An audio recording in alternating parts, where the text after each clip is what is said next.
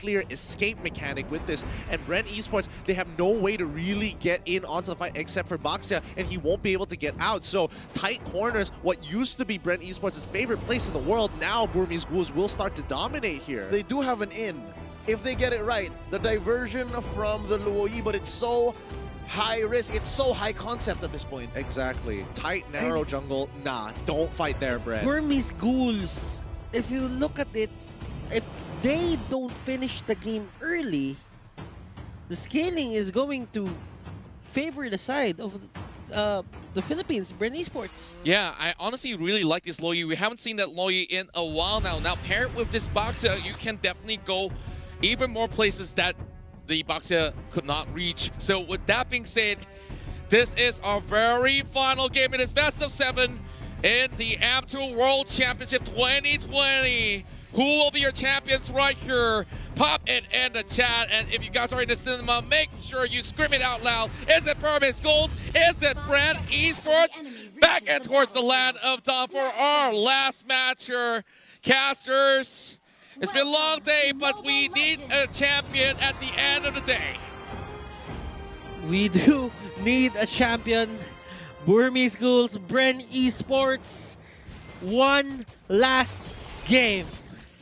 One last showdown to show who is going to be sitting up here on top. Bren on the red side, Burmese Ghouls on the blue. As they take this nice and slow, they don't go with a buff start and immediately look to clear the mid wave. And, you know, overall, as we were kind of talking about how the matchups are going to go, we can already see how the lane priorities have been given over to either side. Again, Ruby DD with the rogue off meta pick, Grok. This is the lethal Grok in Game 7. Ooh, it's risky, but we've seen it work before, and now the question really does come down to whether they get a catch onto Few. For now, it's looking pretty good, but Flapteezy going in pretty hard, but Kid, nobody having the execute at the end of the day, so they're not going to go for the dive. Okay, so the Luyi pick on Few will just keep people from Burmese Ghouls, let's say, poked as much as possible. The damage will be consistent.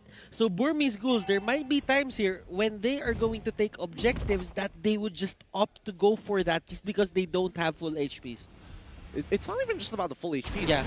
It really does come down to who is going to win this level 4, and it is leaning more towards the Burmese Ghouls, but under specific conditions here. Because BrenEsports, overall, you look at their composition, it's like, yeah, this makes sense. They go in, they take the fight, full team fight, plenty of AOE damage, lots of magic damage, got a pick, got a Lusty with that pick. It's almost perfect. But then you look at Burmese Ghouls, and you see that King's Calling, and you're like, ooh, that's kind of a problem, because if we count the number of mobility skills and spells coming out from Bren, that's at least 4 of them. Actually, that's at least 4 of them, yes. Yep. So again, great read here by the Burmese Ghouls, playing the reactionary lineup despite being on blue side.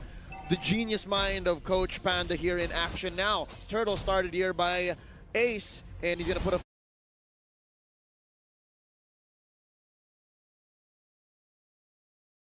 and now Bren is disincentivized for going into this first turtle take. Hold up, they still want more. That's going to be called easy. Blazing Duet out of here, and yeah, it's a push and pull. Yeah, it really is. And Few, unfortunately, making the mistake. He tried to fake it out with the rest of his team, especially with that fast rotation coming in from BrenEsports, and the rest of the team wants to get in. Now, Flapteezy, he jumps right on top of Kid. He drops out of the Toys Poissons, as well as the Rejuvenate, in hopes that Lusty gets in time. He flickers on backwards, kicks back, Ace into the fight. The King's Calling is up, but the damage has been done. Loyi getting a double kill so early into this game. Oh, Few! He's so close to dying, doesn't get hit by the Nature's Bear, but he gets hit by the Wild Charge at the end of the day. Ruby DD, the next to fall. Huge win for Bren. And BrenEsports, they are finding the trades. Burmese Ghouls not backing down.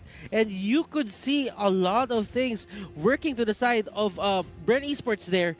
The kick on Ace was perfect. That's just what they needed at that certain point in time. The exact target. Now, quick item check before the 5-minute mark. That's already tough boots onto Lusty. Carlteezy picks up the Raptor Machete.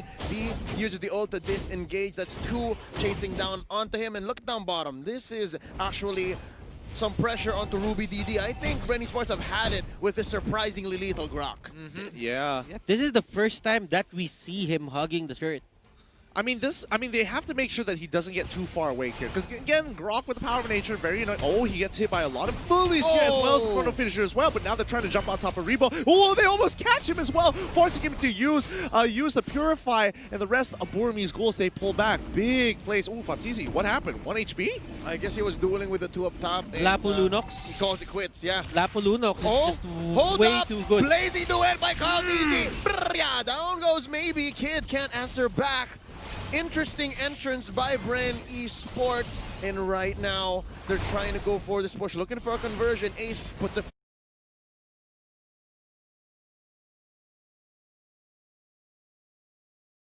great pull, but he does force out the Rejuvenate, and nobody can really deal with him thus far. Not enough damage. Can he get the Cyclone's Eye in time? He gets hit by the stun. Maybe steals the Cyclone's Eye, but Flaptizi, he's like, nah, Shield Unity, and I'm rolling out. Okay, this is one of the things that Burmese Gouls is really good at.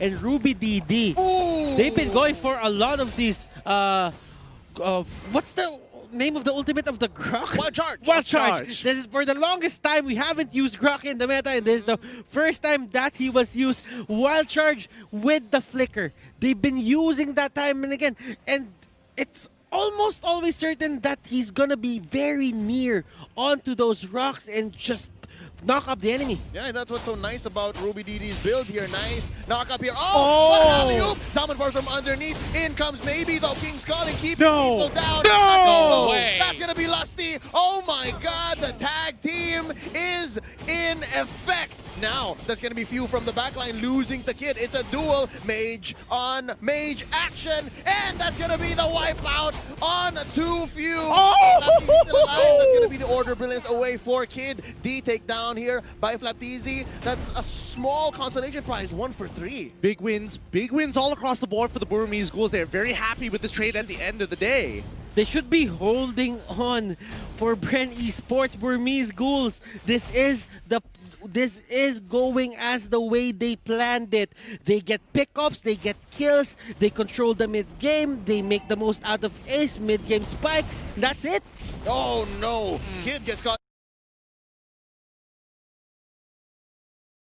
Yeah, they're I mean, both sides are literally looking for those flanks, getting behind the tier 1 turrets and going for these heavy dives. But maybe that King's Calling is super effective against Rebo. Rebo has to be extra careful in that King's Calling. Purify ain't gonna save him. Look at the Enchanted Talisman even being used here for Rebo, and that is quite unusual because a lot of the Harriet side laners are going for the Calamity Reaper and the Feather of Heaven. Yeah, Flaptizi here senses something. Oh, nice pull by maybe. That's going to be the Tortoise Poisons. And as well, I believe the Revitalize dropping here. But already 2 big ticket resources.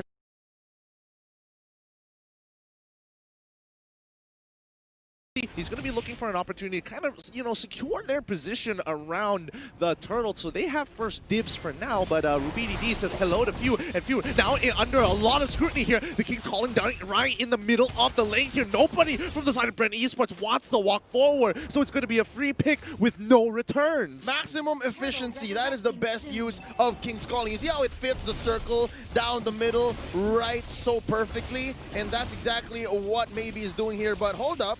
What's this? A nice trade for the turtle. BrenEsports lets it go. It's not coming in time.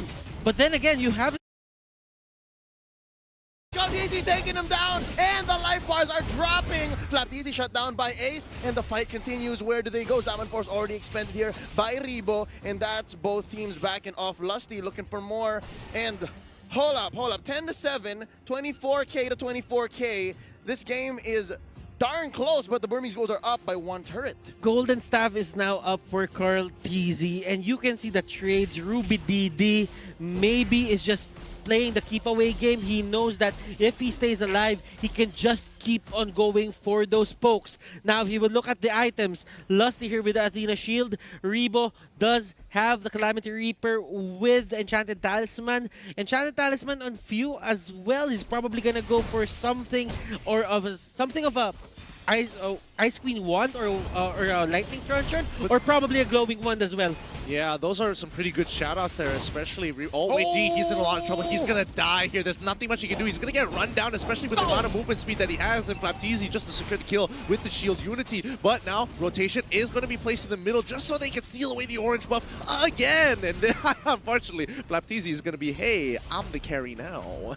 Oh, actually, that is the case. And now Kid gets caught in here. That's going to be quite a hit from the back line as RubyDD goes in with a wild charge. Maybe here, caught out Flapteezy inside the the purple pit, and that's going to be the back out. Oh, nice back up. Nice wave the dragon, but they take out Flapteezy first. Lusty still in here. Kalteezy, blazing duet. He's trying to get one. That's going to be Kid, and they back out. Oh, nice power. Nice swing by RubyDD, but it's not enough. Double kill here for Kalteezy. 2 for 1. And while that's happening, we have Rebo and Few going to the bottom lane.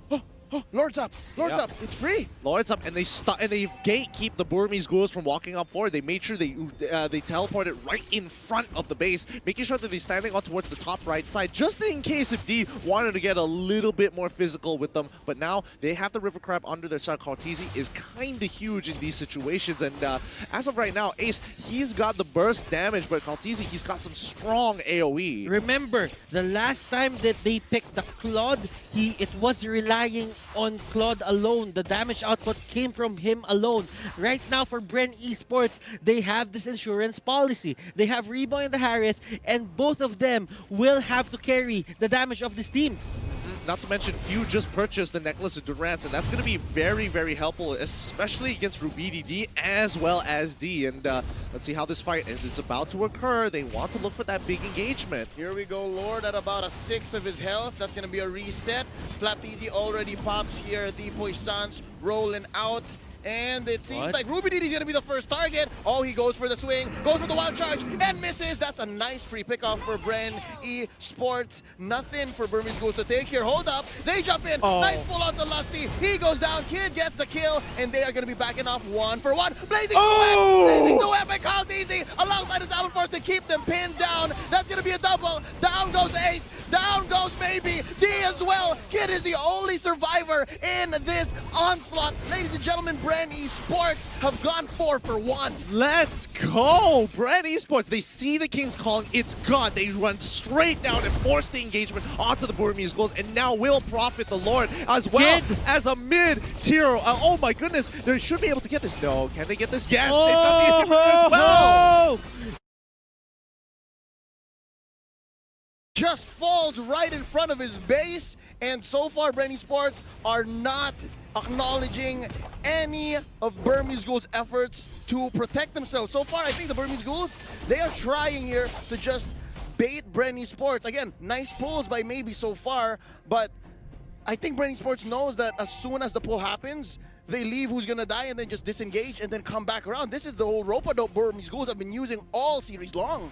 And not to mention that this is the first time we're actually seeing the Burmese Ghouls starting to really sweat against Bren. They're making some really unnatural mistakes, like similar to Game 1, but with Lord marching on through, they can't afford to lose their members. They have to break this Lord, and they have to be able to protect themselves, but Bren, they want to force the situation. They're going to be starting with the inhibitor down on bot side. Few taking a little bit of damage, but D wants to go even a little bit further. He's trying to get on Few. He's trying to execute Few, but instead he gets kicked on backwards. Flapteezy now trapped all by himself in the King's calling. Rebo gets pulled on in. He's trying to get on out of there. Maybe flickers forward, but now this is where they turn the tides here. BrenEsports, they're looking my goodness! This is it. Kid is the only one left. Can he defend? Ladies and gentlemen, BrenEsports are your M2 champions. From the lower bracket, they crawled out. BrenEsports are your M2 world champions. With one perfect team fight, this is it. We're going to pass it to our host to celebrate our winners itself.